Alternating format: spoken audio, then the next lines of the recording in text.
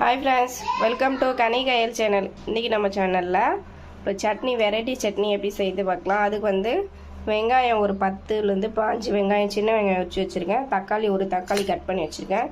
காஞ்ச மிளகா ஒரு 2 கிள்ளி வச்சுருக்கேன். புளி ஒரு இந்த சைஸ் அளவுக்கு,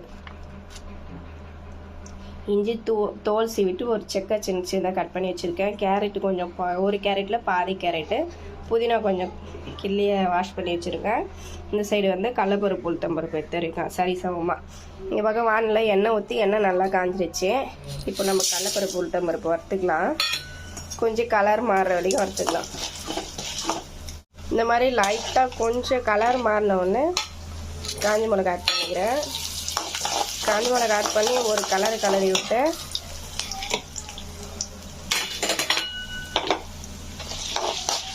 அப்புறம் நம்ம ஆட் பண்ணோன்னா இந்த கடலைப்பருப்பு தீஞ்சிடும் ஃப்ரெண்ட்ஸ். அதனால் இப்போவே சேர்த்துக்கிறேன். இஞ்சி சேர்த்துறேன்.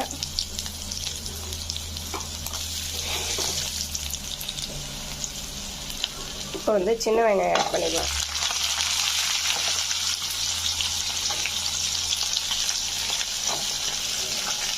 சின்ன வெங்காயம் கொஞ்சம் நல்லா வதங்கின உடனே நம்ம கேரட்டு, கொத்தமல்லி இந்த புதினா.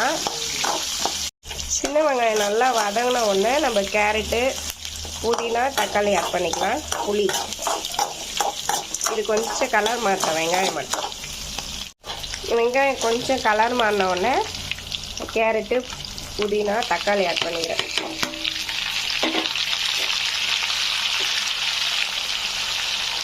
புளியை இதாக கூட ஆட் பண்ணிக்கலாம் ஃப்ரெண்ட்ஸ்.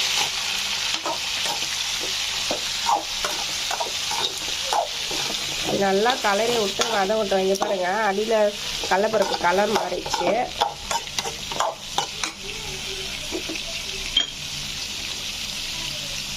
சட்னிக்கு தேவையான உப்பு மொத்தமாகவே சேர்த்துட்டேன். இது நல்லா வதங்கட்டும்.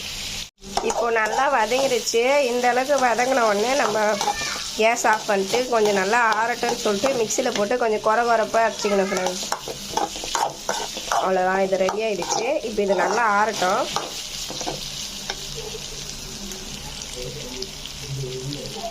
இப்போ மிக்சியில் போட்டுட்டேன் நான். இதை நல்லா ஆறிச்சு. இது கொஞ்சம் குறப்பாக அரைச்சிக்கலாம்.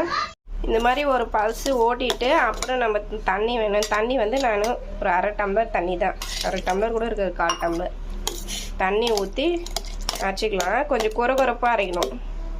இப்போ நான் அரைச்சிட்ட ஃப்ரெண்ட்ஸ், இங்கே பாருங்கள், கொஞ்சம் குறப்பாகவே அரைச்சிக்கினேன். அப்போ தான் நல்லாயிருக்கும். நைஸாக அரைச்சிட்டா இது சட்னி டேஸ்ட்டு மாறிடும். இப்போ நம்ம இந்த பாத்திரத்தில் மாற்றிக்கலாம். அவ்வளோதான் ஃப்ரெண்ட்ஸ், நம்மளுடைய சட்னி வந்து ரெடி ஆகிடுச்சு. நல்லா டேஸ்ட்டாக இருக்கும். நீங்கள் ட்ரை பண்ணி பாருங்கள். ட்ரை பண்ணிங்கன்னா இன்னொரு வாட்டி ட்ரை பண்ணுவீங்க. நல்லா டேஸ்ட்டாக இருக்கும் ஃப்ரெண்ட்ஸ். அவ்வளோதான். இந்த வீடியோ பிடிச்சிருந்தா மறக்காமல் சப்போர்ட் பண்ணுங்கள். தேங்க்யூ.